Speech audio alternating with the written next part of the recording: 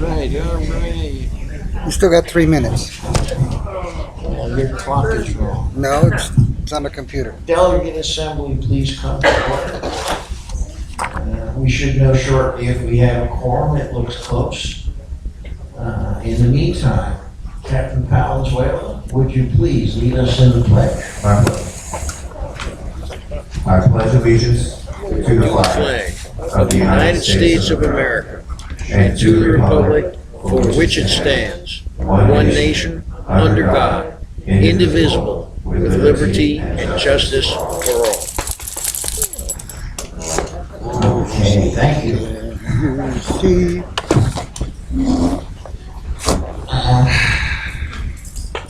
There's some important business today, and we're going to move it to the top, in particularly the budget. You may recall that we have line item veto now, so if you have a particular line you would like voted on, you can so indicate. But in the meantime, please be looking at the minutes, and we will have PBSO's law enforcement report, please. Thank you. Good morning, everyone. Nice to see everyone again. I've been gone for the last 2 meetings, so it's great to be here. We're going to make it quick this morning because we know you guys have a lot of business to attend to for the village. So I just want to bring some to your attention. The Century Village down in Boca Raton, there was a tragic accident, vehicle accident that occurred there just last week. Fatality. There was a resident who was walking her dogs, and another resident was operating his vehicle, and he struck and killed her. So let me tell you that broke my heart, and I'm here to tell you right now that in the next couple of weeks, you better drive safe in this village, because I'm going to put a lot of traffic attention in this village, and I don't want to see something like that happen up here in West Palm Beach, and there's so much that we can do, but as neighbors, I'm being serious. There's nothing that's that important that you have to get to. Slow down, stop signs, be considerate. You guys live here together. It's a beautiful place to live. Be considerate, be patient, and together we can make it, we can try to keep the community safe. But it's awful. I got emails sent to me because they thought that happened at our Century Village.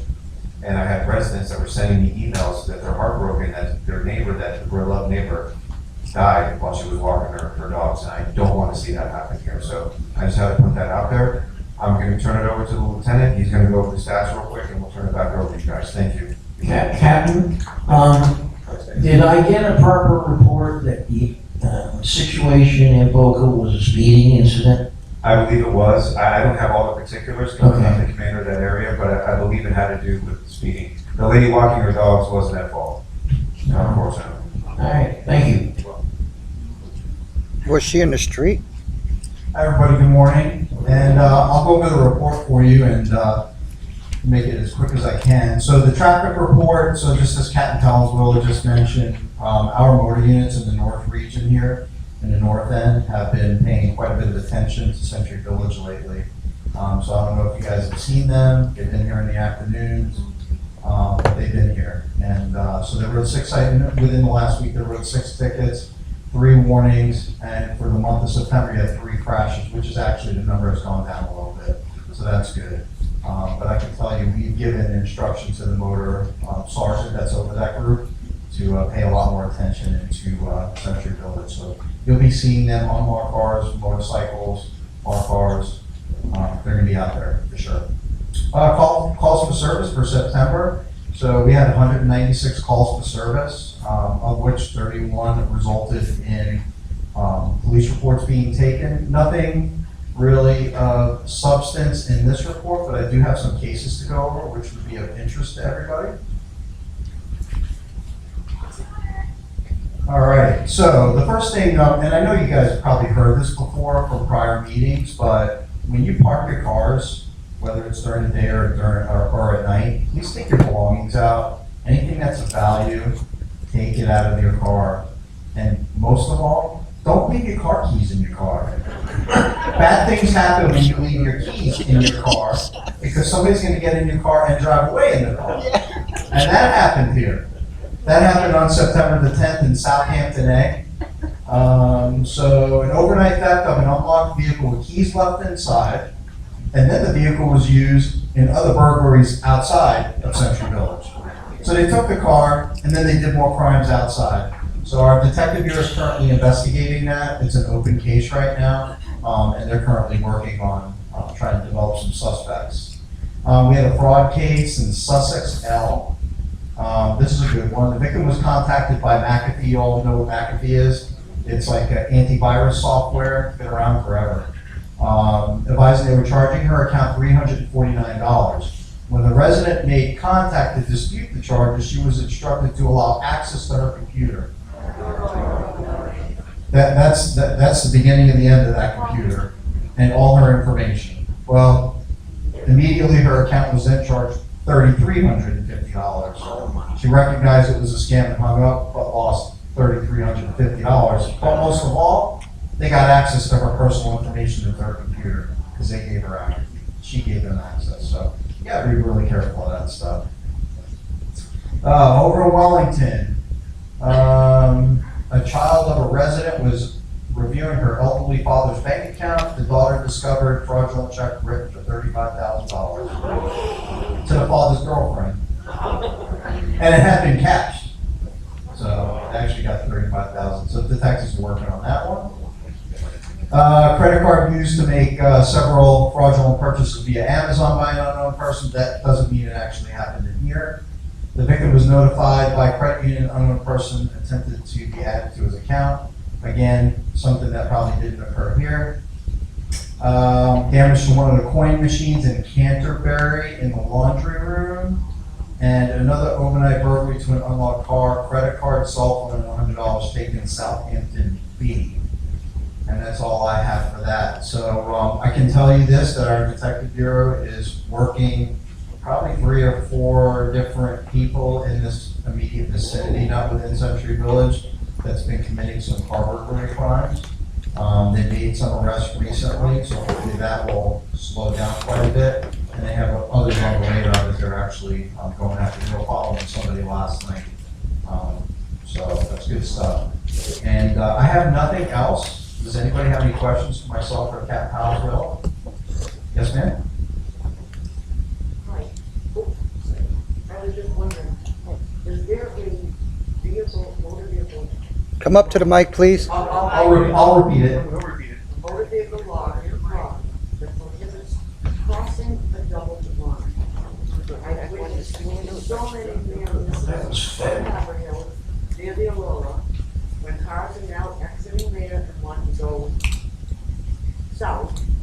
Okay, so the question is there more or less a vehicle log for when cars cross a double yellow line? Am I getting that correct? Yes. Okay, so the answer is no. You have to realize that when a traffic violation occurs, we have to witness it. So for us to write a ticket to take any action, it has to be a witnessed incident. So we have to have a deputy see the incident actually happen. I think everybody's familiar with red light cameras. So when you blow a red light camera in the city, like the city of Boynton Beach has quite a few of them. So when you go through a red light camera, there's one at Woolbright and Congress. When you go through that red light, there's not a police officer that's sitting there. It captures your car, it takes a picture, and then a police officer at Boynton Beach Police Department, they look at the picture, they look to see what the light color was based on where your car is, and then they write you a ticket. So basically, is it witnessed? More or less, because there's a picture, but the answer unfortunately is no to that. If we know of a certain area that's occurring, I can have my traffic units go to that area. Where was it, ma'am? It's right on Haverhill, when you go on our east gate, take a right foot of the church. Okay, Halfway up on the left-hand side is that new development, I think it's the Aurora. okay, And many times, there are people coming either going to Okeechobee that are taking the left across the double line in front of traffic. okay, Get into the Aurora, or coming out of the Aurora gotcha. and going. So basically she's asking for more patrol in the area right outside your east entrance here, and we'll ensure that I send the traffic cars out there to address that. Not a problem. Thank you. Anybody else have any questions for either of us? Over here. The same thing is happening at the Okeechobee. All right, look, folks, nobody can hear a thing you're saying. The same thing happened at the Okeechobee? What happens is when you're making a left to get into Century Village, coming east, so many cars just blow the red light and they can U-turn or turn into Century Village. Okay, all right, not a problem. I'll have both of those entrances. I'll have all that on Haverhill and on Okeechobee. My guys are always on Okeechobee. I mean, they're doing speed enforcement all the time, so no problem, sir. I'll have that addressed. You got it. Anybody else? Sir? Just want to bring attention, reference to the case there, like this captain, I have been the captain in the village, the sheriff's. He's the new captain for the COP for Century Village.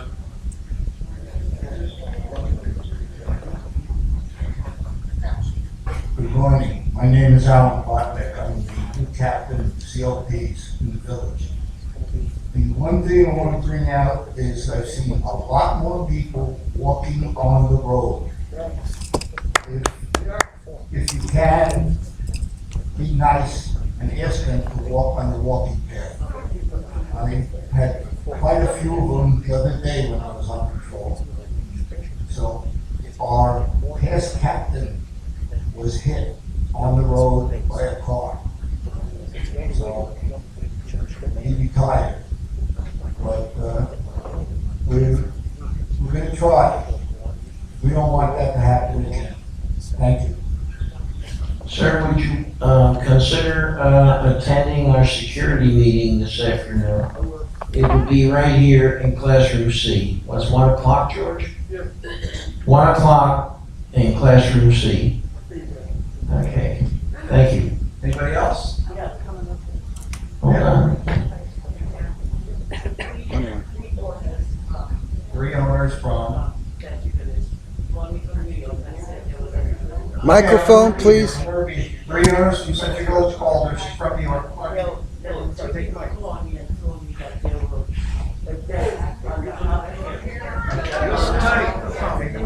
Here. There's a death on Haverhill. I'll be honest with you. Was it a car crash? Was it somebody hit? Okay, so I remember. Okay, I remember what that is. Actually, and I'm sure some of you might have realized during the Jewish holidays, you have the synagogue that's across the street, East Gate on Haverhill Road. Everybody's familiar with that. A parishioner that was at the synagogue was crossing back over at the services at the synagogue, back over to Century Village in the dark, not in the pathway, and a car hit, and tragically he lost his life. So if that's what you're talking about, ma'am, I'm a little bit familiar with that, but our traffic homicide unit comes out and investigates that. I only get very preliminary information on that, but it did occur.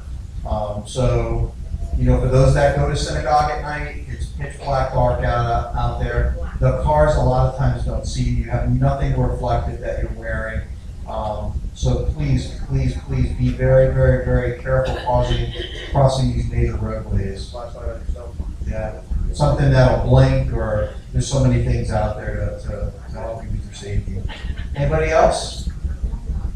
All right, Donald, they're all yours. Have a great weekend, everybody. Be careful out in the rain today. Just 1 minute. And please, obviously, if you are available, security this afternoon, 1 o'clock here in the clubhouse. I'll be there, sir. Thanks. All right. Are there any corrections to the minutes? Had plenty of time to look over the minutes. Jackie. I'm not, where is it, Tom? Jackie. We have a quorum. Yes. Oh, I'm sorry, I'm sorry, my fault. Incredibly, rain or no rain, thank you all, 135 delegates signed in. Great job, thank you all for coming out. I always forget that, it's a big, all right, a few words, and then I'm gonna call up the principal items of business. A homeless camp was set up on the other side of the wall, on our side actually, of the Guitar Center, or I think it might actually be the Cone Center. There were a couple of tents, 2 guys, a woman, maybe someone told me a dog. Thanks to PBSO, that has been removed. If you see homeless camps, in the proximity of the village, please let the CAM know. All right, let Donald know.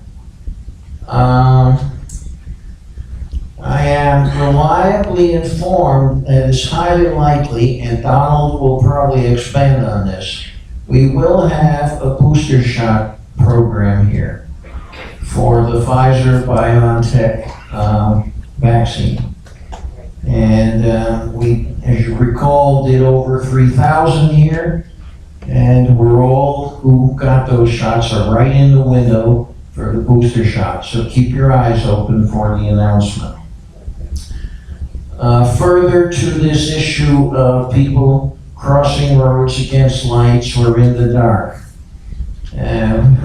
we have a video, and I'm thinking of putting it up on the internet, but I don't want to embarrass anyone. I'm not going to mention any names, of a gentleman with a bag full of wine, walking in the road on the exit side of the gate, got hit right in the chops by a descending gate arm.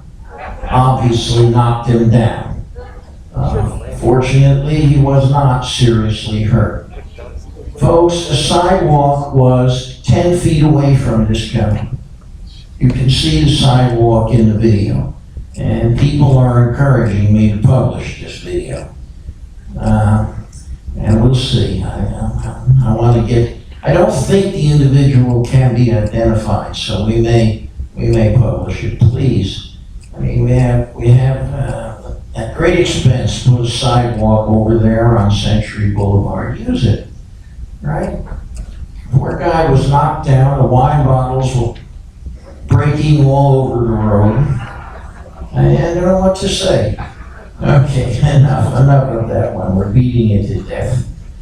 I'm going, because of the, there may be extended discussion, I'm sure there will be. I'm gonna bring the new business up to the top right now. And I think the first thing we'll go over is the transportation proposal.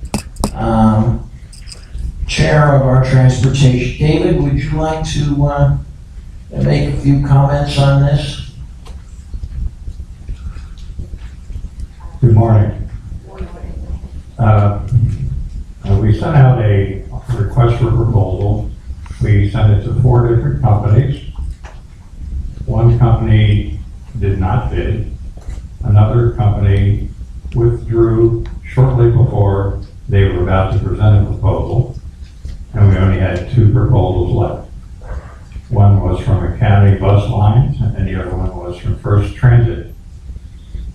Both of these companies came in and put a presentation on for the Transportation and Bids Committee and others that were interested. We felt that both of these companies would serve our purposes well. I have no issues with their service. According to what they have said to us, they've answered all our questions. And every time we had a meeting with them, and we had several meetings with them, and the only thing I can tell you shortly that prices were never discussed. All we ever did was clarify what type of service they were going to provide. And at every meeting we had with them, the last thing I asked them is, are you sure that all the buses and drivers are going to be ADA compliant? Because we are hiring you, you're the people that we count on, and they both guaranteed us that yes, they will adhere to the ADA standards. The 2 votes we had, the Transportation Committee, the Bids Committee, the officers, and the Executive Board, all recommended that we go with Academy Bus Lines. They were here before, and in the budget will show the exact amount, but First Transit was close to $200,000 more. I think our treasurer figured out over the length of a 5-year contract, it would be close to an $800,000 difference, which is a nice chunk of change. And that's why we recommended going with Academy. And also Academy has a station here on is it Southern, I'm not sure, Donald, is it Southern? Yes. A service station right close to us where they can clean the buses, fuel the buses, and also do the maintenance very close by. And that was also one of our considerations for going with this company. And that's all that I have to say on this. Donald might have a little bit more that he can express on this. Thank you. Cam, you have any comments on the transportation process? No, Dave, I think Mr. Bowe has done a very good job of explaining, but we certainly will answer any questions that you might have about the contract open. All right, why don't we get a motion? Yes, Marilyn? That move that we hire Academy bus for a period of over 5 years. I second it. All right, I second it. Marilyn Gordetzer has moved that we select Academy, and that is Joyce Reese? Yes. Sorry, has seconded it. Now we can have any questions or discussions. And I would also, I think maybe someone pointed it out, we've had Academy here before, and they were quite reliable a few years back. All right, questions? Comments? David, I'm sorry, I did forget to point out that whichever company we went with, they also agreed to have an on-site manager, just like Jose was with the other contract. So there will be an on-site manager, just like we've been used to the last 5 years. All right. I see a question, but we're never going to be able to hear you, dear. Can you come up to the mic? I shout. Can you hear me? All right. I used to be here, I was here in Jersey when they had these kind of buses. Come up to the mic, please. You gotta be able to pick it up on the audio for the video.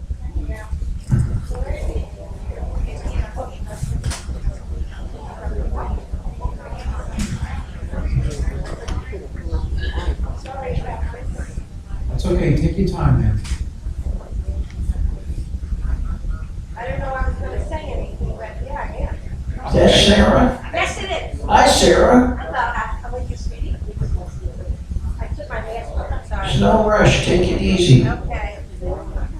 What's Sarah doing? I was just reading this, but I didn't know anything about the buses. Evidently, I By the don't way, have. Get on the mic. Speaking to the I mic. can't hear me. this is Mrs. Pill, she lives in Greenbrier B. See, See. I bother him a lot. I'm looking at the diagram of the bus. It says 24 seats and 24 standees and 2 wheelchairs. Now, I moved here in 98, I bought in 98. So I was here when the Academy buses were here, and I didn't have to use them because I had a card, I was okay. Now I have this situation, but I'm still driving. The problem is 24 standees and 24 seats. How much? We don't know because of the COVID, nobody's using the buses really, and they're mostly empty right now because all the snowbirds are up wherever they are. How many people can fit on the bus? Especially if the Hasidim are gonna be using them, if they're allowed to go to their services until the Benco building is built. I I mean, believe, 24 people sitting down, is that a lot for the winter time? all right, I suppose we could bring a Greyhound Strata Cruiser in here. Wait a minute. However, we are, I believe, still enforcing social distancing on the bus. David? David, are you there? Wake up. You still must wear a mask when you get on the bus. The social distancing, I can't really say yes or no on that because they do not let someone that standing there if there's room on the bus. But they do have to wear a mask to get onto the bus. Yeah. Now, the nice thing about these buses, and I failed to mention it, is that with these buses, the front will have a ramp. So those people that use walkers or canes won't have to take initial steps into the bus. They'll walk up a slope, a slight ramp. The same thing with the those that are wheelchair. So it'll be an easy helper for those people that use walkers and also canes, as well as those that have a wheelchair usage. But listen, my question is not being answered. I'm asking, are 24 seating seats enough for the snowbirds? If they're gonna be using, if anybody's gonna be using the buses? So these buses will seat approximately the same amount of people. That's what we're using now. Okay, so that means how big are the buses gonna be? How long are they gonna be? I can't picture it in the book. I think I'm going to Atlantic City with these buses. I think they're on the order of 30 feet, but I don't know how. is that critical? Are they the same length as the buses we have now by any chance? Yes. How Longer. many seats are in our buses now? What? These buses, They're longer. length are longer than we have now. I figured. All right, They assured us that they can make every stop that is in the village. well, it's kind of going to be an awkward situation, driving around on these little roads with those buses. This is have be satisfied. All right, thank you. Thank you, Mrs. George. Thank you, Sarah. Thank you. Are there any other questions or comments on the motion to accept Academy Bus? All right, I think we probably should have a vote. Did everybody get their little? Yeah, good. All right. The motion is a positive one to accept Academy Bus. Please, all in favor? Oh, Smalley Hogue. All right, it's overwhelming, but Why don't for the record, all opposed? We see any opposed? None. All right, so this is approved overwhelmingly, I would say. Unanimous. Yes, Bob? It's unanimous. Okay, it looked unanimous, yeah. All right, David, if I can go ahead. just a second. I want to thank the members of the Transportation Committee and the Bid Committee and the officers. Put a lot of work into this, and Donald was very critical on this as well. It was not an easy decision to make, but we felt that we feel that we have made the right decision, and we thank you for going along with that decision. All right, thank you, David. Now we will bring up our treasurer. Ed, would you like to briefly, and we did send this out. I hope that hopefully all of the delegates got a copy of the budget. We sent out 1,800 copies. So you've had at least a few days to look it over. And we did get a few emails, a few questions, but Ed, you're up. First of all, I want to thank everybody for coming in this inclement weather, because this is a very important. Okay, I'm sorry. My wife usually says I talk too loud, so I calm down.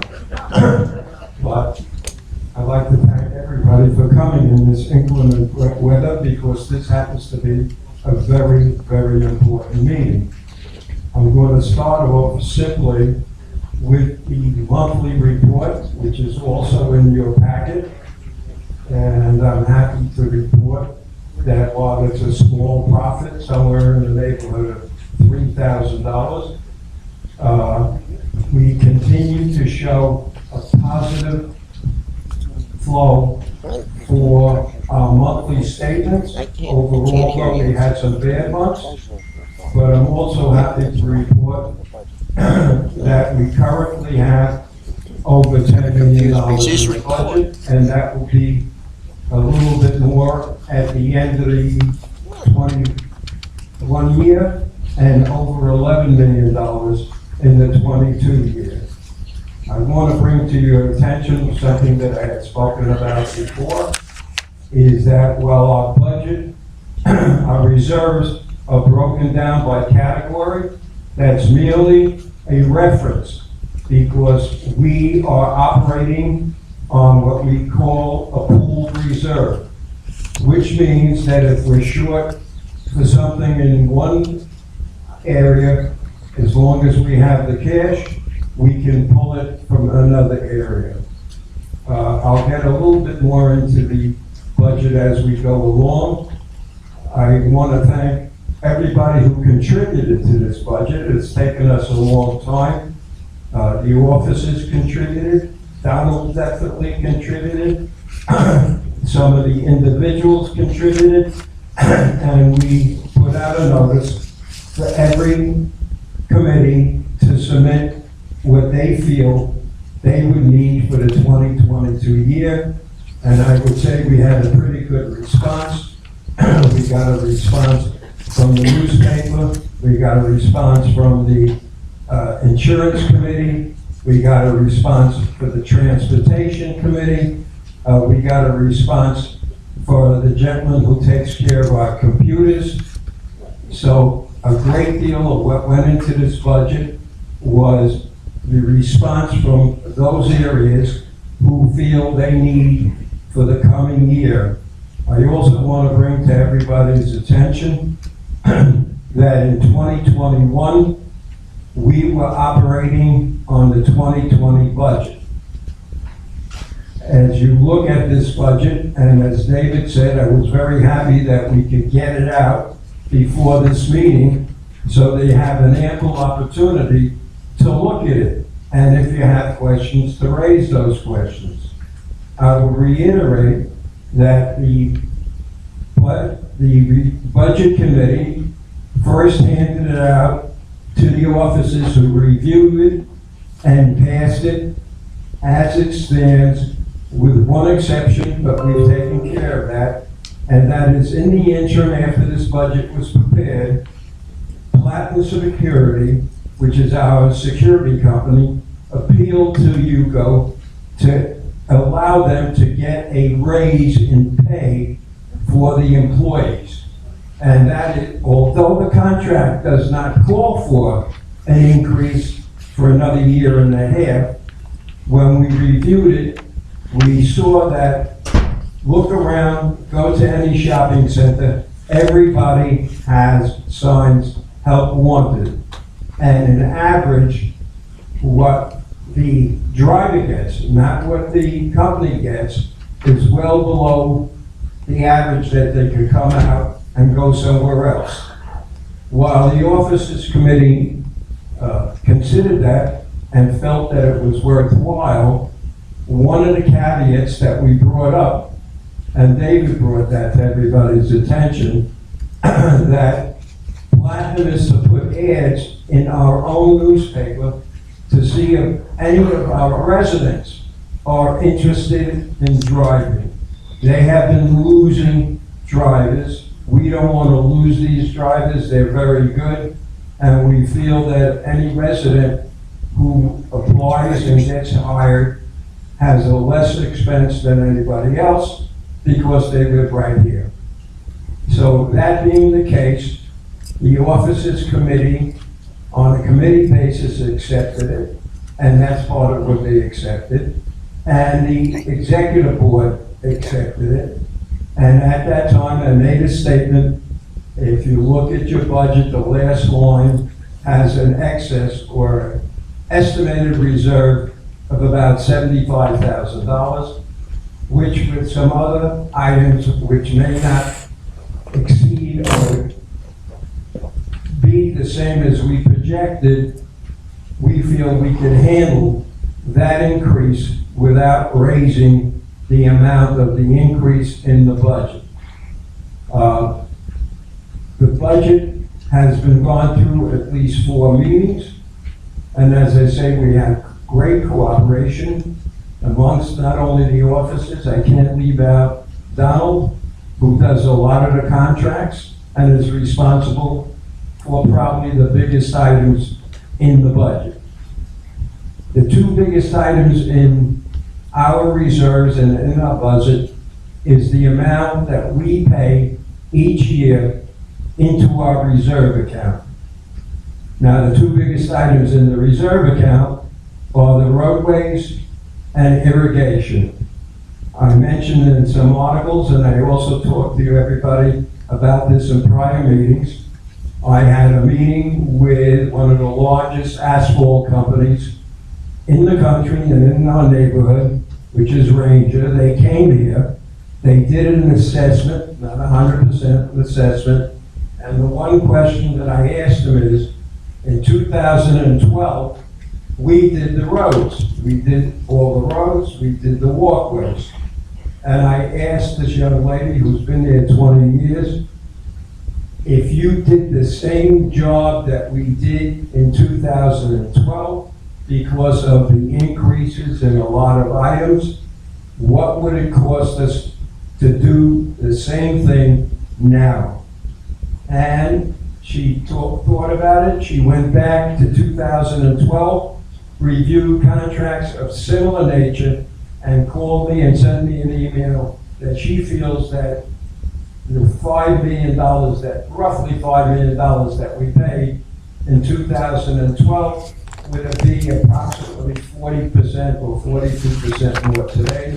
I rounded it out to 50%, and if I took 50%, it would be $7.5 million. The budget, which hasn't been reviewed for many years, had an item for roads for $15 million. And so, with discussions with Donald, who handles it, with discussions with Ranger, I took the liberty, and I feel it's kosher and it helps us and will be in the right place, of reducing the $15 million to $12 million, so that we should have enough, but not in excess. Budget can be reviewed every year, but the first can be reviewed every year. But I went back to 2012, the budget ranged from nothing to $300, and we got up to this $1.5 million plus. So included in this budget is $12 million, and the difference has helped us get the ticket price more in range of what it should be. Also, in continuing with the bus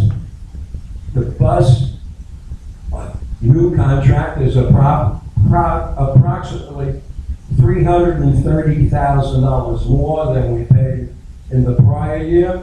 And I went along with the Transportation Committee because it was about $187,000 a year more each year, and almost $800,000 more for the 5 years. These are the important items I felt, and they've been adjusted. There are items that others of you have looked, and I've tried to make this budget as transparent as possible. We are now at $5.33. The equation, to make it very clear, is every $100,000 we put into the budget costs each of us $1.06. So, having said all that, and I don't want to be totally verbose, we went forward with the $5.33, and the other two committees agreed with us. Now it's open, as David mentioned, this is the first time since I've been here that we didn't have to turn down a budget because we didn't like one item. We can vote on that item. I think the minimum change would be an item under $2,500. So hopefully you've looked at it. It's our recommendation we stay with this. And I now open the floor and hopefully can answer any of the questions you may have, because we want to get as close to possible of what everybody wants. You being the delegates have the final say whether it was approved or not approved by the officers committee, whether it's approved or not approved by the executive board. And those of you who are aware, in the past, not only could you not pass a budget that there was a vote to not approve one item and had to go back. I'll also bring to your attention that one of the recent changes with all the work we did on our bylaws, the prior bylaw said that if the executive committee turned down the budget, it wouldn't go to the delegate Assembly. That was wrong, we corrected it. And again, I appreciate you all coming, because nothing is perfect. Everything is up for grabs except something under $2,500.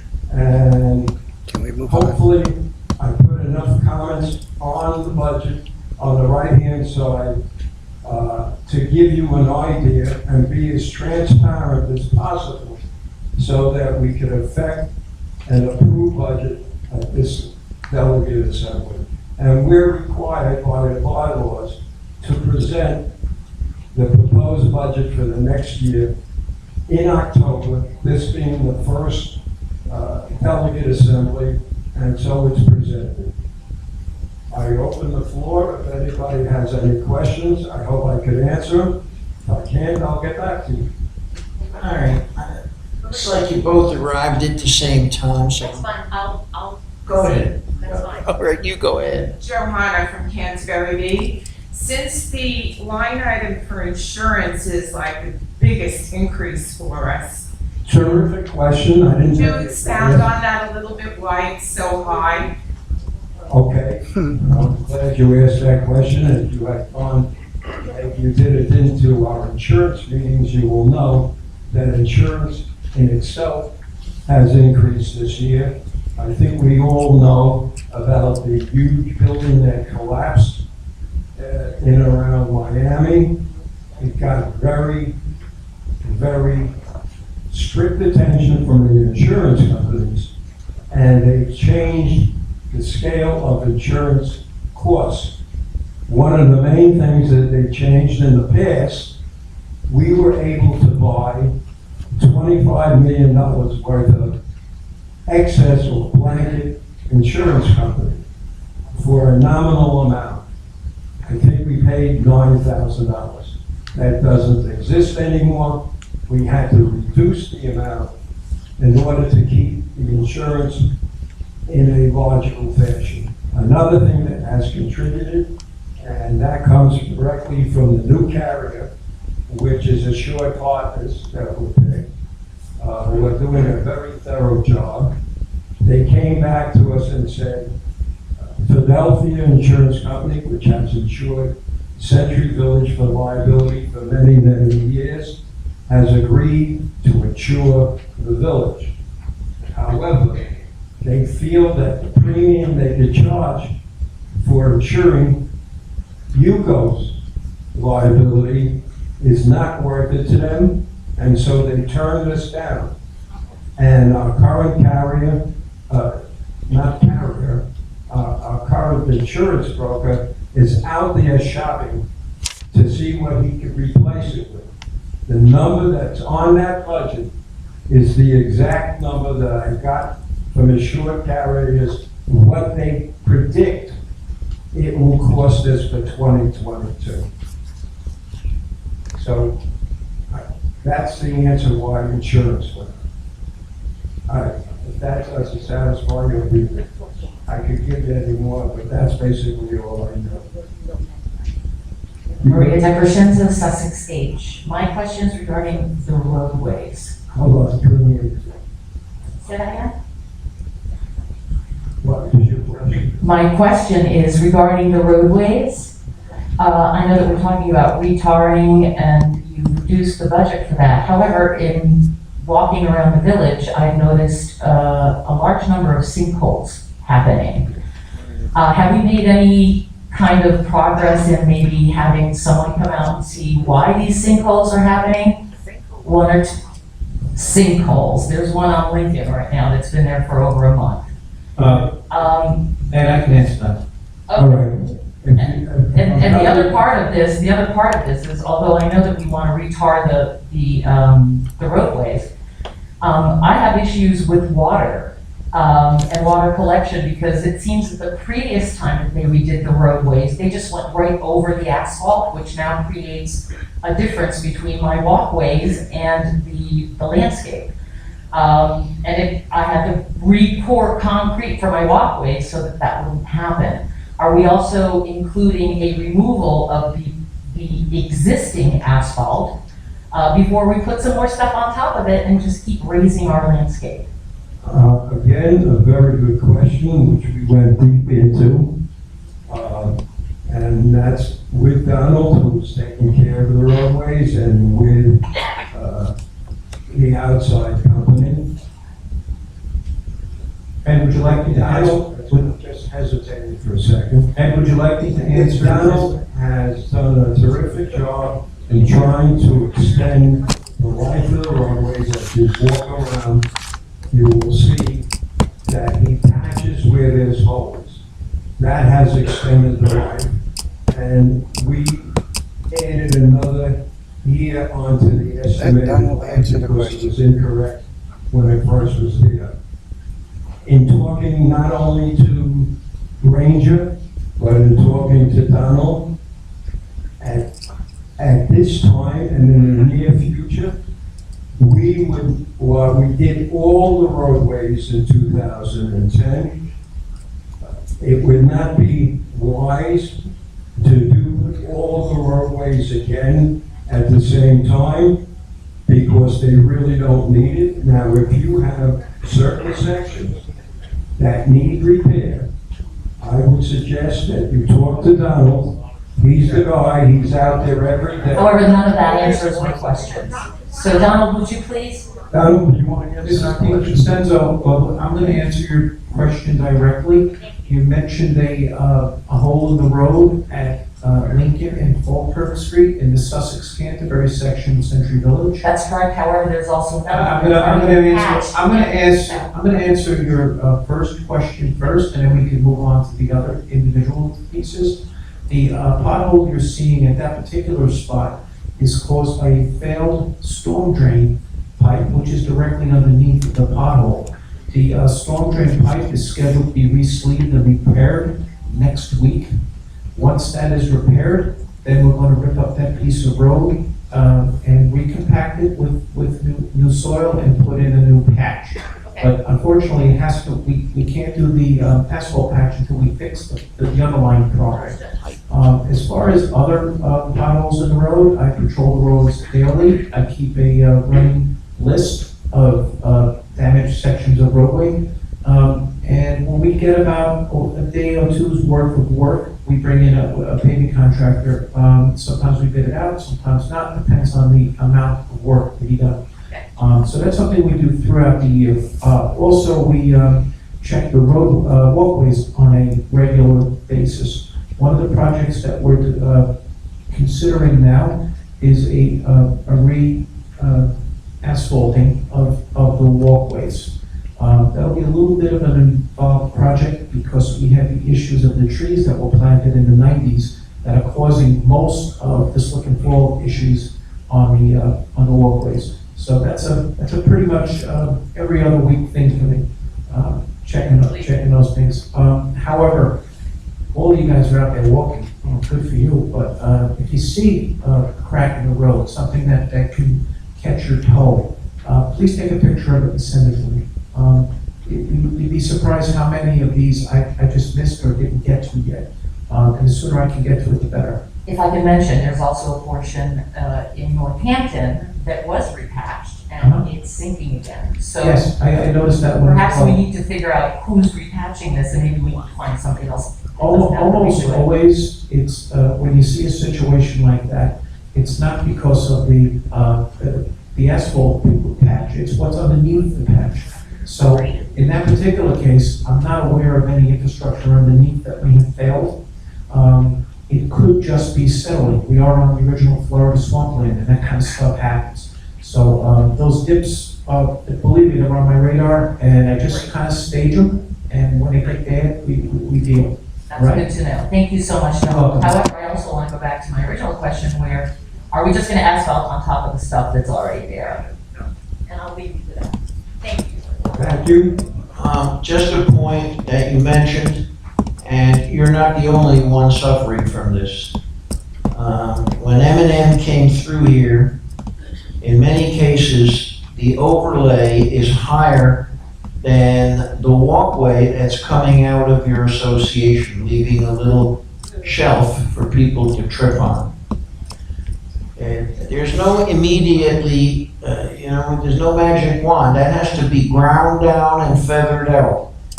And whenever we do another overlay, we will make sure that that requirement is in the contract. I know exactly what you're talking about. You brought a few issues and that one kind of got buried. Okay, moving right along. Oh, hold on, we got some lady, yes, right here. You're next. I'm Joy Bales, Hastings D. I have a question about the ambulance AMR contract. Do we actually need that contract? And if we don't, I think we need to take it out of the budget. All right, I'm gonna say that this comes up every single budget year. That little wagon that comes in behind the little red wagon, and we have presented the option before of terminating that. The Delegate Assembly has consistently rejected that proposal. There's a little comfort and safety factor of that guy being here that people like. Well, It can certainly be looked at again, but if you need an ambulance, you need to call 911. that's absolutely right. And that's what happens, but sometimes there's only so many vehicles over there, and 911 in our area is off in Pahokee someplace. No. I'm exaggerating. I called, And- and recently it took them exactly 4 minutes. I understand. I had to use the service That's twice. normal. That's No, normal. I mean, I don't think I'm not talking AMR, I'm talking 911. Right. 4 minutes. How much, they have to get in the vehicle and get into the village. But with AMR, I don't know what service do they provide. That's my question. I understand. The difference is if it's ALS, what's called Advanced Life Support, it's always the red wagon. If it's BLS, Basic Life Support, you can be transported by AMR. That's essentially the difference. All right. Jack? I'll answer one other thing. Item number, Excuse me. 7, Hold on. I'm sorry. I just wanted to add something. The cost of AMR has not changed in years. Right. It's $1.45 per unit. And it's not only picking you up at your house if the red wagon calls them, it's also transporting you between your hospitals, if you have to go between hospitals, transporting you to the health restoring center. So it's been there and it's an open line. All right, let me just make a comment because I don't want to give this short shrift. Was it Joy? Joy Bales? Joy, are you a delegate?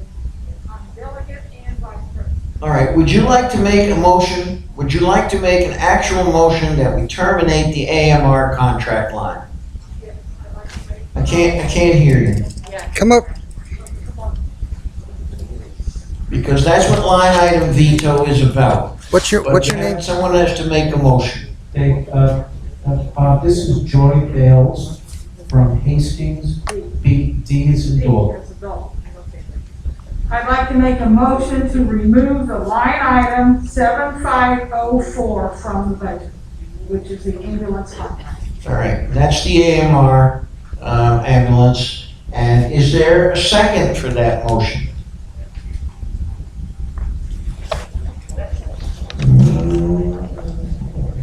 All right, Joey, your motion? Am I allowed to second? No. Your motion dies for lack of a second. All right, Jackie. item number 7202, excursion buses. You have here, I know you say estimated 2 trips per month, but I feel the excursion buses should be once a month, and I'd like to make a motion. Okay, so Move my motion that. is To cut that in that half? we limit the, what? Go ahead. Okay, that we limit the excursion buses to once a month. All right. Is there a second to that motion? All right, you Right there. Give Bob your name. Cookie Cordero seconds the motion. All right, discussion on this motion. Yes? I'd just like to bring to everybody's attention that the number I put in there was an estimate. And if you calculate what that costs a month, and I'm not saying eliminate it to 1 to 3 to 4, what's on there is 21 cents a month per unit. So I leave it over to yourselves, and I just want to make sure that you know what the financial impact is. I would guess it's 10.5 cents instead of 21 if you do it to 1. So after that, it's up to you people. All right, we have a motion to eliminate the excursion bus. We have a second? No. No? To cut back to one a month. One. Oh, sorry. Cut back to 1 a month. And did we get a second on that? Yes, we did, Cookie Cordero. Cookie, okay. Discussion on this motion. Seeing none, we will call a vote. All in favor of reducing excursions to once monthly? Wave your magic 3. Holy mackerel. Let's try it the You're other kidding. way. All opposed to reducing.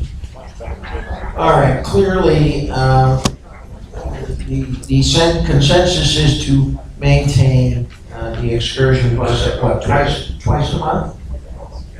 Yeah? Twice? Yeah. All right, thank you. We got any other? Yes, dear, come to the mic. Good afternoon. Jane Clark from Chatham Q. Can you get a little closer? Oh, Jane Clark from Chatham Q. My question is about the buses, and we will no longer have the white buses. I'm sorry, I'm in trouble. Could someone repeat that? My question is about the buses, since I do ride the buses. So the new bus that we're talking about, Academy, means we will no longer have the white buses now. Is that correct? That's correct. Okay. So, since most people riding the buses are shoppers, I don't see where there's space for shopping bags, shoppers, places there. I think that's in relation to the routes, is that it, where there's shopping? Yeah, going to the malls, etc., and a lot of people bring back shopping bags. I can answer that question if that's okay. Ma'am, the bus that, ma'am, are you there? Oh, okay, I'm over here on the other side. Here I am. Oh, That's okay.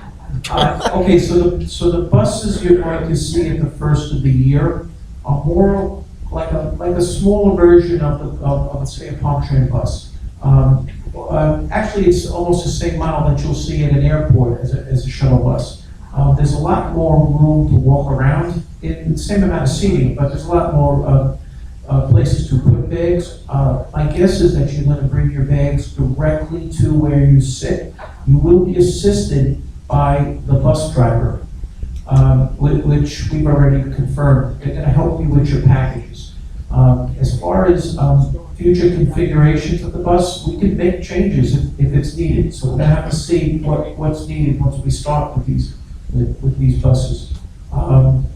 Any other questions about the bus? yes. Yeah. And as a bus rider, Yeah. not that I do that much shopping, but Sure. a lot of people on the buses do a lot of shopping. Yes, they do. They do. And so I could not count here where any bags could be put. Where do I you, think the plan at this point, ma'am, is that you'll bring your bags to where you are sitting, and you will be helped by the driver in situating your bags and when you board the bus.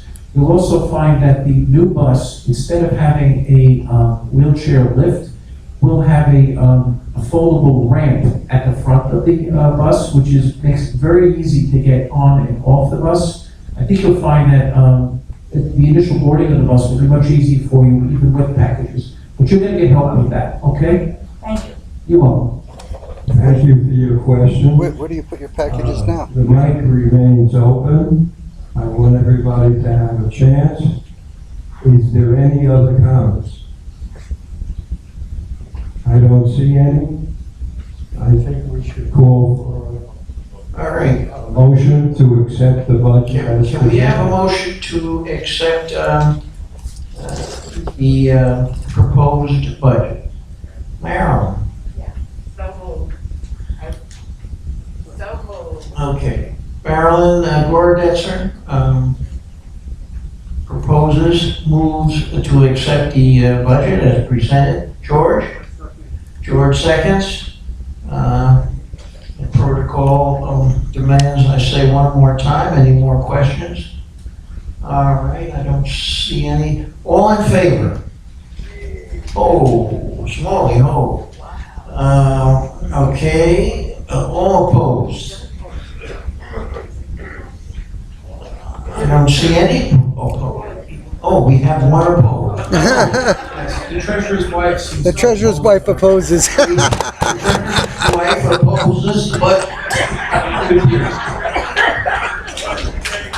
All right, it clearly is essentially unanimous. Thank you. Well done, Ed. I want to thank you all and those who helped us, and I wish you all a happy and a healthy 2022. All right, let's go back up into the normal order here and hear from the officers of UCO. Why don't we start with Household? Well, I'm glad the hard work is over. Thank you. You've only had to put and sit through this for the last half hour. We've sat through this for the last 3 months. So don't you feel sorry for us? All right. On a good note, I'm glad to see everybody here, and I'm sure you're gonna hear it more than once today. We need the people and the associations that have not filed the Millennium paperwork with us to please go ahead and file with us. Do your due diligence, have your meetings, come to the UCO office, and we'll have the papers notarized. We're very close to the numbers that we need, and I understand if you did not receive a package or you don't know what it's about because you've been away, they're available in the lobby. Other than that, have a great day. Thank you. Thank you, Fausto. David? Good morning again. If you read my article in the Reporter, I made a mention of the asset recovery program.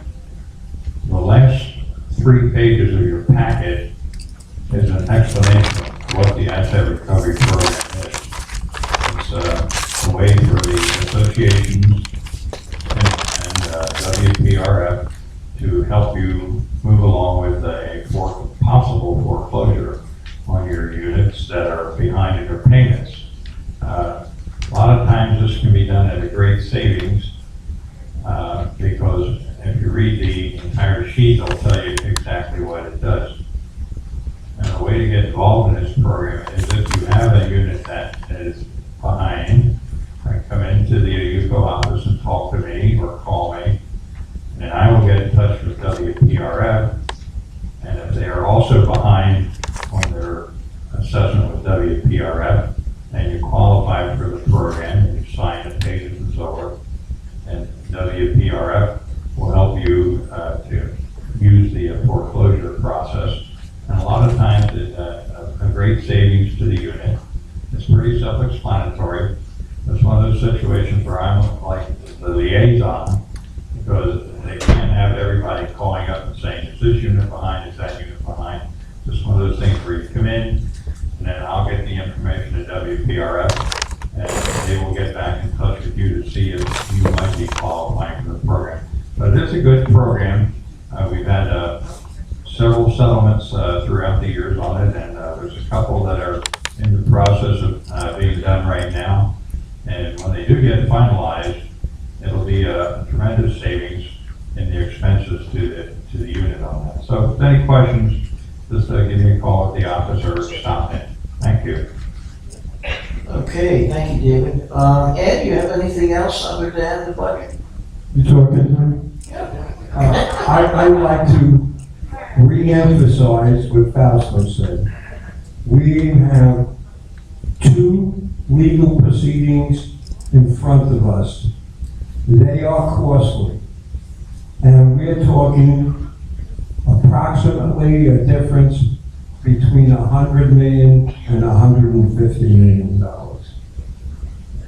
It is imperative that those who have not filed, please come to the office, get the papers. If you need help, you'll get it, okay? If we get the desired number, the cost to us to proceed will drop dramatically and will give us an absolute advantage going forward to amend the current agreement. I want to just bring out, because you can't say enough about this, the Operations Committee was presented a budget which originally included $3.2 million for the repair or restoring of the air conditioning. For the first time in 20 years, the Operation Committee turned it down. So the budget that you see or will see from WPRF is well below what it would be if we lose these arbitrations. And the proposal which they made originally included using $2 million of the reserves that we have at WPRF. So if you've done it, please talk to anybody else you know, and I can't reiterate it any further that you'll get all the help you need. But we want to move this along because one of these legal proceedings is due very shortly. Thank you. Great, thank you, Ed. Stuart? There is a guy that's driving a black sports car in the village, and he speeds along West Drive at 70 and 80 miles an hour. I've seen him more than once. He crosses the double yellow line to pass traffic because they're only doing 25 miles an hour. This definitely could result in a tragedy. If you know the person, please ask him to follow the rules. Otherwise, we will wind up in a newspaper like in Boynton Beach with a tragedy, and we don't want that here. The next item is that we have a lot of people either buying units or renting that do not speak English. When they come to the office for service, it's virtually impossible to help them. They are frustrated, and we are frustrated. Please, if you speak a second language, volunteer, come into the office and assist us so that we can make their stay here more pleasant. We can answer all of their questions. They won't walk away from us as they are now, screaming and hollering at us and insulting us, and we kind of take a deep breath and not say anything, but we understand their frustration. So please, volunteer, especially if you have ability to speak a second foreign language. Thank you. In particular, French and Russian. Okay? I keep forgetting, and I'm going to now turn the mic over to the editor-in-chief of our newspaper, Ruth Reese. Thank you, that'd be me. Good morning, everyone. Yes, I am. Good morning, everybody. After the UCO budget, there is a single sheet for the reporter. And you'll see what the reporter has done in the last 9 months.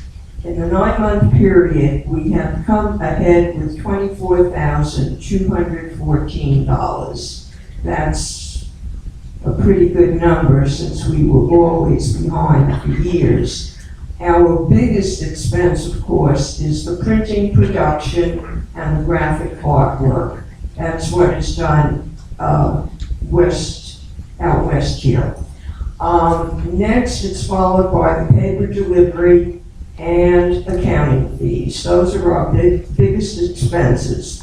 But our advertising for the 9 years brought us $69,876, which is approximately $7,700 a month, and we're doing very well.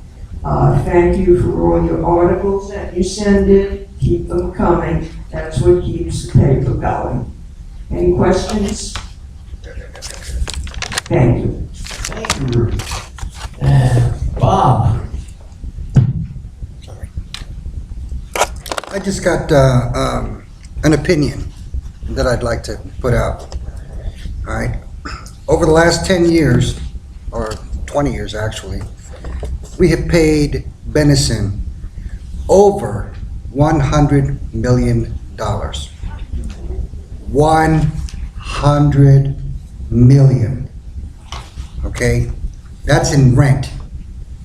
If you guys do not want to sign up and get this stuff taken care of by the lawyer here, you're going to pay another $100 million plus for 10 years.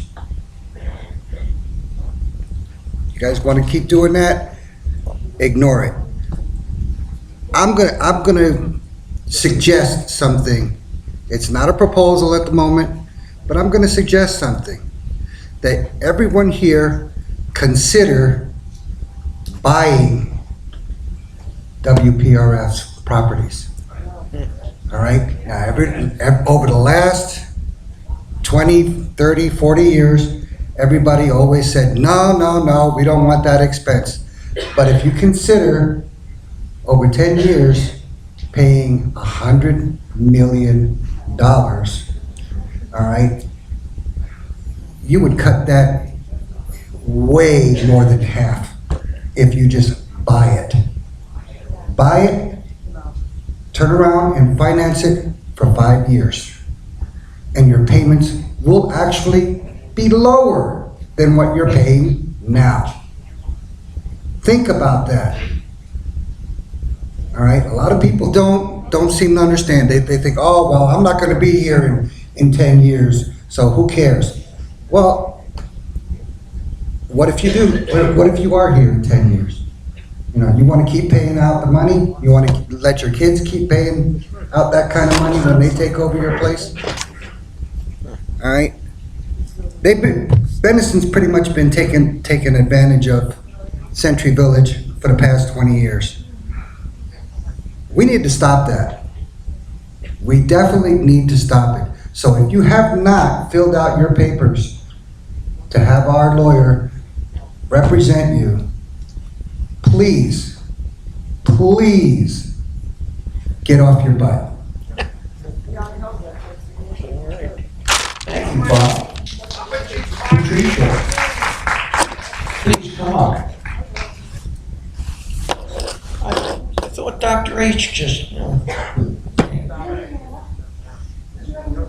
Go ahead, Pat. Patricia Caputo, Rebrier A. You are wrong in what you just said. Absolutely wrong. You're giving these people the impression that if they sign the paper, that's not, the paper is for us to represent them for the arbitration. And those buildings are very old. Do you want to buy them? One good hurricane, they're coming down.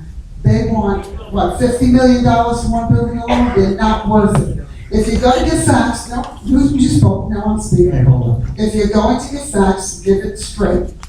By signing the papers, you go to represent them, is to get the cost down, not that it's going to do anything else. And they are foolish if they don't sign the paper, because I don't want to pay $22 more, and that's my opinion. Thank you. Okay, in the millennial contract, all right, which expires at the end of this year, it states that we can purchase the property at a reasonable market value. All right, now what they're asking for is way over market value. We just recently did a study, and the value of the whole property here is 32 million. Just a little over $32 million. Okay, if we offer them, first of all, they've made over $100 million. They've made their money way more than 3 or 4 times over.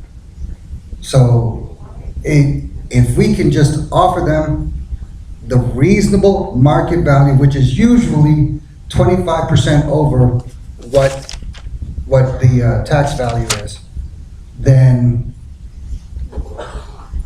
we can do this. Yeah, a very reputable firm, Anderson Carr, you may or may not know them, has just appraised the entire rec facility, all the buildings, pools, courts, etc., for $32.6 million with an indicated rent of $1.6 million per year. We are now paying close to $13 million a year. It's very interesting to think about. Go ahead, Doc. Currently, there are 3 negotiations ongoing. The first involves ending the long-term lease, which was originally 1968. Fausto, how many associations have so far affirmed the cancellation? We need 232 total, I believe. I believe the current number is 190. Okay, 190. If the long-term lease is canceled, we're in a gray area. I don't know what Benenson would do. The second negotiation ongoing, I know you've been hearing a lot about different arbitrations, involves the air conditioning system, and that can be resolved under the dispute resolution part of the Millennium Agreement. That is one arbitrator, and he will decide who pays what as far as the 3.2 million so far costs of the air conditioning. The third negotiation going on, there are 3 arbitrators, one from Benenson, one from us. Those 2 have selected a third. I believe they already did a site survey of these properties. They are deciding if the Millennium Agreement continues, not the Millennium Agreement, if the long-term lease continues, if we do not reach 232, who will be paying what over the next 10 years. I believe they are holding hearings on Flagler Drive, November 2, 3, and 4. The decision should come about November 15th, and it will be binding unless we go to court, which I don't think we will. The 3 arbitrators are objective and unbiased and have credentials a mile long. I will say, in reference to what Bob and Mr. Israel have said, the rent that we have been paying, if you use our usual formula for profits of a landlord, the value of these properties would be about $167 million. But as Bob pointed out, the actual value of this property is $32 million. We have been paying Benenson a 25% profit, $8 million a year on $32 million since the Millennium Agreement was signed back in 1999. Thank you. Thanks, Doc. Let's continue the officer's report. Excuse me, David? Hold on. Is there anyone that can help by giving them the Millennium Agreement here? What? Anyone that wants to start the form?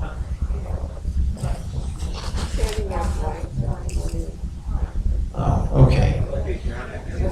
Adrian, you got anything else? All right, yes. Hi, John Zangaro, Topeka Beach. I was wondering, has the consideration of the purchase been taken into consideration with also that Deerfield has bought out the WPRF there. And so of course, you mentioned that there is this large increase here that they want of 25% or something. So I'm just wondering if you looked at the success of Deerfield. Yes. All right. David, Yes. I think, I don't think that we've turned down any scenario yet. We just got the appraisal, which is $32 million. They say 1.6 million for rent. We're paying a lot more, I'm being repetitive, but that doesn't include what we call the operations money. I think, and it's being repetitive, but if we had enough signatures, these arbitrations would go away, and UCO would have the ability to try to rewrite the entire agreement. And that gives us a lot more strength. So you can't impress enough, and I would personally be in favor of, let's say, buying it because we're paying the expenses anyway, but it doesn't necessarily mean just to put everything on the table. Our appraiser brought it in at 32 million. I could assure you that they could get another appraiser and then you would have to negotiate the price. Doesn't mean we shouldn't do it. I think we should look at every single option that's available. But in order to do that, on the best scenario, get those proxies in. David? Go ahead, dear. I have a quick question. So this renegotiation, I'm confused. Why would it benefit them to renegotiate this contract? They have no reason to decrease our payments or like. The contract is expiring. Look, the lease, our argument is on its face, in common and statutory law, egregiously oppressive. If you've ever bothered to read it, there's a classic line in there. Each, every, and all, which was just parroted to us by Mark Levy, expense. They go out and buy a box of paper clips, we pay for it. Why? It's not our property. Well, I understand that, but. All right? We're trying to get this lease tossed. I understand what we're trying to do, but I don't understand how you rent a property from me. I tell you it's gonna cost you $1,500 a month. You come to me 2 months later and you say, you know what? I wanna renegotiate, and I only wanna pay $1,200. That's what arbitration is about. If we discover, as we have taken many years to discover, and I think many people understood it to begin with, this is an egregious agreement. And all I can say is, we are hopeful that an unbiased arbitrator or panel of arbitrators, or if necessary, a judge, will toss it. And then what? Of course. Then what? We start from scratch. It has to be renegotiated. Right? So we're taking the position that we're just being screwed, and you're gonna pay for it. Say again? Is that kind of where we're at? All right. That kind of explains it. David, Thank you. David? What's up? Just so it's clear, the lease is expiring at the end of the year, okay? The amendment. The amendment, I'm sorry, the amendment is expiring at the end of the year. That's our time to renegotiate and get all this fixed the way it should have been to begin with. David, Dr. H said that an agreement is gonna be reached in November. What does that mean? Say that again? He said that the arbitrations are gonna reach an agreement in November. Yeah, pretty close. All right, so if we don't get anything by November, what happens? We don't get enough people. So we need all of these things by November? We needed them before that to allow the attorney to have how else to put it, more arrows in his quiver. Yeah, but the arbitration is going on right now. It's about to, yes, essentially yes. Okay. All right. Another thing I wanted to say, there's real-time translation programs that can be used on a smartphone to talk to somebody in Russian and French. And if you want me to show you how to do it, I'll go into the office. Believe it or not, I'm well aware of it. Those translations are not particularly good. But they're better than something that you just Better say than to nothing. somebody, I don't understand you. Right, okay. Doc? The Millennium Agreement put us on the hook from 1999 to 2001. Until it expires, as Bob has explained. 21. We pay. The amendment to the agreement. Yes, the amendment to the long-term lease. Right. And the section to which Mr. Israel just referred, if you should look at the Millennium Agreement, the section O says that we, Century Village, will pay for any and all, not only repairs, but replacement and anything, basically everything. And what we are trying to negotiate is no. And what Bennetson is trying to negotiate is less. And it'll be up to the 3 arbitrators. And they will have their decision by the middle of November. And it will be binding unless we reach 232, in which case all bets are off and we start from scratch. Would it surprise you all to know that that lease was originally signed by Levy employees who actually, he controlled the associations that signed that lease? Think about that. Okay, I think it's egregious, but that's one of the 9 data points of being an egregious lease laid out in 718. Les? Excuse me, Les Rivkin. Les, a little closer to the mic. Les Rivkin, Stratford J. While I'm here, thanks, Ed, you did a great job with the budget. I found the process kind of cumbersome, especially in this day of COVID, and in our particular building, not many of our owners are here to get the meetings going and to get everything passed. We did it, but I'm thinking if we have a small number of units or buildings that have not signed up yet, what can we do to reach out to them and find ways to enable them to go through their own process?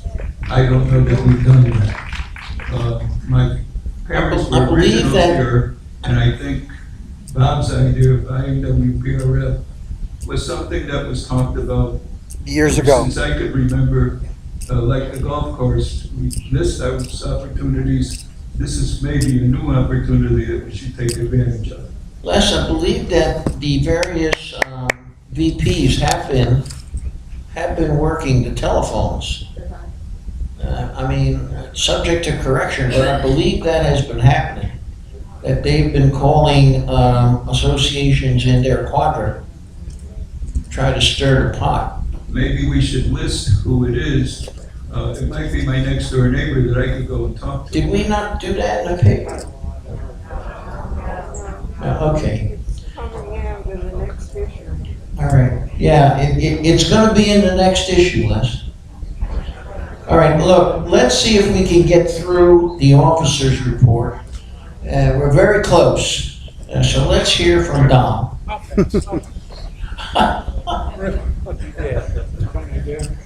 Once again, Surfside Miami comes to mind for me. They have a 40-year, Miami-Dade County has a 40-year inspection.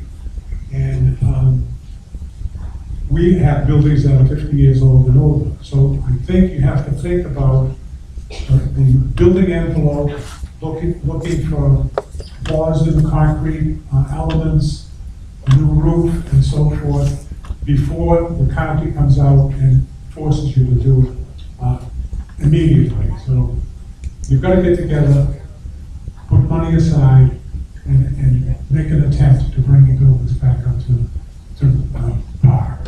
That's about it. There was one last thing. I believe that Deerfield had a 40-year lease. We have a 99-year lease. So it was a different situation where they could, at the end of 40 years, purchase the property, and that's how they're not part of Leafy anymore. We will be for the next 40, 49 years. That's it. Yeah, good point. All right, that brings us to Camp. Good morning, everyone. As Dave told you at the beginning of the meeting, the Health District of Palm Beach County will be coming here to Century Village to administer COVID-19 booster shots. A notice will go out today to all of you. It's a one-sheet notice with most of the information on it. I'd ask that you please print that out, put it on your association bulletin boards to get the word out. Before I go through briefly the bones of this, I just want to thank Commissioner Weiss and his staff for helping us get this program in place exactly when we need it. Many of you got the Pfizer vaccination back in February, so this just clicks perfectly. So we're going to try to catch as many people as we can into this program. And it is the Pfizer vaccine only. No Johnson & Johnson, no Moderna, that will come later. This is only for Pfizer. Advanced registration will be required. The days of registration will be Tuesday, October 12th, and Wednesday, October 13th, at Congregation Anshe Shalom, which is a synagogue over near the Hastings Fitness Center. This will be a drive-through. All you need to do is drive up. You'll be directed. You'll pick up a form. The form will have a date and a time, and that will be your appointment to get your booster shot.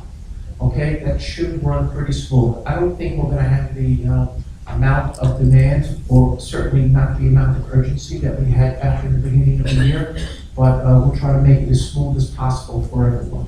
The actual vaccines, the boosters, will be given out on the 19th of October, which is Tuesday, and the 20th, which is Wednesday. If it turns out that we have more than the first 2 days, and we'll know that through the registration, the district will add additional days. What I don't know at this point, and I'm gonna have to nail this down with the district, is if they will give vaccines to people who have not yet been vaccinated. We certainly would want to capture as many of those people as possible, give them an opportunity to get vaccinated. We will provide transportation. If anyone needs a ride to register or to get a booster, there'll be a number for you to call. They'll actually be in his office. Her staff will make a list for us. And that's pretty much all I have for now. So just watch your emails and wait for the notice. It'll come out today. The next thing is about masks. At last week's operations meeting, decision was made to make masks mandatory in this theater. That mandatory rule will take effect on the 1st of next month, November 1st. After that, it will be enforced by management and security here in the theater. I see that most of you are wearing your masks now. I know they're uncomfortable. More so for me, every time I put one on, my glasses fall off my head. But we're going to have to keep them on, and we're going to have to keep them over our noses. And I know that's tough. Next is, I want to let everyone know that the Palm Beach Sheriff's Office Citizens on Patrol program has returned to duty. Their new leader, Alan Plotnick, is sitting in the first row. He's in his uniform. And Alan, if you just would you mind standing up so we know what you look like. Alan is looking for volunteers, and this is a very important program to our community. It's essentially an extra rover, they're kind of short-handed right now. We want to keep that car rolling 24 hours a day, 7 days a week. So if anyone is interested in joining, with the understanding that there's some training to be involved and a background check, just give your name to Alan. He'll be in the lobby when you leave the theater. You heard the report of the homeless encampment all over by the golf course. This happens from time to time. Just want to point out that that was caught by a very sharp-eyed unit owner who reported it to me. I reported it to PBSO. PBSO went to work, did their job. I would encourage all of you, when you see something ridiculous or broken or just doesn't look right, you send me an email at ucomaintenance@gmail.com. And I think you'd be surprised to know how many things get fixed around here or straightened out because you guys saw it and sent it to me or one of the vice presidents. You are our eyes and ears. Last thing, we talked about the millennial agreement authorization sheets. Some of you were given some now. There will be more in the lobby if anyone would like to bring them. You don't have to be a delegate to get one. You might want to pick one up and talk to your board and see if your board has submitted these. Okay, we're gonna get the word out. And that's pretty much all I have. Thank you very much. Questions for Donald? Mr. Weiss? It's upsetting me because I live in a building. Come to the mic. All right. Hold on. One at a time. Hello. Someone, sir, she was here first. Lady is speaking, go ahead. Sorry, sir. Carolyn Speranza from Sheffield Q. One quick question, Donald. Sure. Can we safely assume that the boosters that we're going to be able to get here in the village were the Pfizer that were originally? Yes, they will only be the Pfizer, Carolyn. There hasn't been approval yet for the Moderna or the J&J, but when that approval happens, we'll do our best to get those back here as well. Okay, because I know some people that were not here at the time that we were fortunate Exactly. to get ours, Right. went elsewhere and may have gotten Moderna. Yes, well, they're gonna wait with all the other Moderna So recipients. it's strictly the Pfizer. And look, my feeling about these booster programs is that this also gives us an opportunity to recapture people who maybe didn't feel comfortable getting the vaccine earlier and maybe feel otherwise. We want to make it as easy as possible, especially for the people who don't drive. Totally agree. Okay? Thank you. Yes, sir. Sir. Michael Brenner, Sussex Eve. I live in a building that has 16 units. We have 4 owners living in the building. When I tried to hold our yearly meeting, we did not have enough members for a quorum. We sent out the notice to all the units, all the owners for the millennial agreement. We got 1 response. I don't know what else I can do as a president of this building to even contact these owners who don't even correspond with us. So what am I to do as a president of a building who wants to sign this agreement but can't get a quorum? Sir, just come to the UCO office. Any one of the 4 vice presidents will help you. Thank you very much, Fausto. I'll be there on Monday. Additionally, if you are unable to make the boosters, both CVS and Walgreens are giving boosters right now for anyone over the age of 65. I got mine on Monday. So is Walmart. So Walmart, is Publix doing them too? Yes. Okay, so there's 4 options if you can't get your shot here. And they aren't, I don't know if they're doing the Moderna yet, but they will be.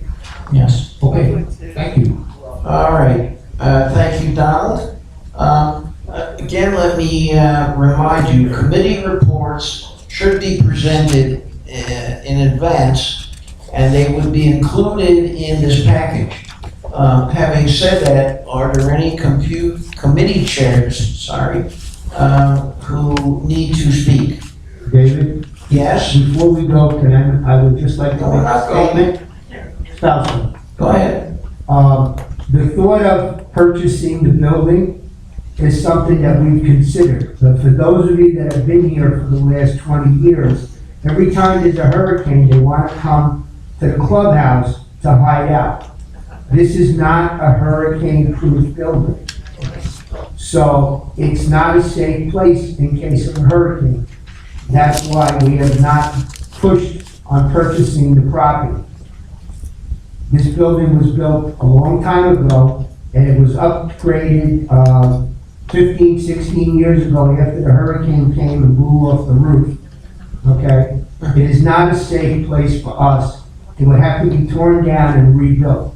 So purchasing it would not be a smart thing to do. Thank you. All right. Again, any committee chair who needs to make a report? Mr. Weiss. Moving right along. We pretty much, is there any unfinished business? Not aware of any unfinished business. We've done new business, and so we're now in good and welfare. How about our guest? What do you got? Oh, Jesus. We have Commissioner Weiss here, our County Commissioner, District 2. Please, would you like to say a few words? I'm sorry. That's all right. It's been a long morning, everybody, so I'll just be very brief. It's great to see everybody. Hope everybody is well and everybody celebrated, had a happy New Year and an easy fast. And then I want to introduce another member of my staff who's here with me today. This is Virginia Savietto. And if you get my newsletter, you'll see all the graphics work and all of that is Virginia's handiwork. So she's an important part of our staff and also does follow up on a lot of the issues that you bring to the office. Just want to remind you, if anybody needs anything, please call us, email us. You can contact us via Facebook or Twitter. And we want to be there to serve you. And if there are any issues, we can assist with you. But glad you were able to get your budget passed today. We got ours passed a couple weeks ago, and we did not have to raise anybody's millage rate for another year, so thank God for that. We'd like to hear that. Hold on, Bob, you got a question? Yeah, Commissioner, up here. Could you just mention to them what you discussed with me earlier? I thought that was a pretty cool thing. Okay. Bob reached out last month, asked me about a potential, if there was any facilities for a potential dog park on county property. We have some property right outside your gate. There's plans for that property, and so our facilities people were not able to agree to do something like that. However, I did reach out to the folks over at Reflection Bay because they are going to be providing access to some of their property to Century Village residents to see whether that would be something that they would consider making available.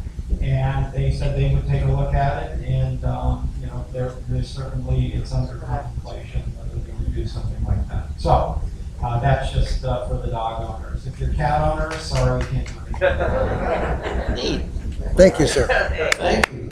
Did I see Rodney from the tax appraiser's office? Property appraiser? He's right there. Oh. He's hiding. I thought I saw you pre-band. Hello, everyone. Again, my name is Rodney Statham, and I'm from the Clerk of the Circuit Court and Comptroller. That is Joseph Abruzzo. Close. Real quick. Just wanted to update you. The clerk's office has robots now. Unfortunately, it's not the Danger Will Robinson Danger robots, but it's AI and it's software. This software allows us to scan the documents, tag them, track them, file them, so that we're able to process things more quickly. It's made our office very efficient, and in doing so, I just want to say that with that efficiency, no one has lost their job. Okay? We're just better able to give you better customer service and process payments and invoices faster to get that money back to everyone. In 2022, we're also going to have a chatbot feature where if you go to our website and there's something you can't find, you'll be able to talk to a AI robot and in plain language, and they will communicate back to you and help you find what you're looking for on the website. And again, if you don't want to talk to a robot, we will still have humans available for you to converse with. So that's it. So thank you, everyone. Have a great day. Thank you. Sorry, sir? The website is www.mypalmbeachclerk.com. mypalmbeachclerk.com. Neat. Thank you. Are there any, There's somebody over there. officials that I've missed? All right, let's go into good and welfare. Jack, yes. Thank you again, Carolyn Speranza from Sheffield Q. I just want to share this with everyone here. I'm sure a good majority of you. Can't hear a thing you're saying. I'm sure a good majority of you are board members, so you know living the dream doesn't always exist because you get a lot of disgruntled owners. I want you to consider something. I always wondered for all of the years that I've owned here, what is it exactly that you go and all of these people here really do for us? And so I decided to take the bull by the horns and I volunteered. And it's only just answering phones. I want you to consider what you deal with on a daily basis in your own one association and multiply it by 300 plus. And that's what these people deal with every day. And it's usually with fists up, guns a-blazing, voices raised for no good reason because they are hurting for some reason and these people are trying to assist them. There's no rhyme or reason to their arguments, but it's very offensive. I've been appalled at the way people speak, even to me when I've answered the phones, only trying to help. All I say is, let's be grateful for what we have, where we are, and that we wake up every day. That makes it a good day. So consider all of these people and what they really do, and I hope everybody continues to. Thank you for the kind words. All right. Carolyn, thank you very much for your service. We have anything else to be considered under good and welfare? Well, I have a motion for Marilyn to adjourn. And we don't need a second. We are herewith adjourned. Thank you very much.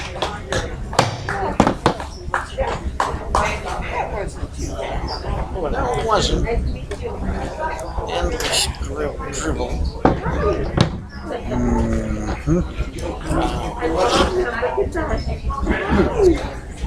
You want me to drive you home?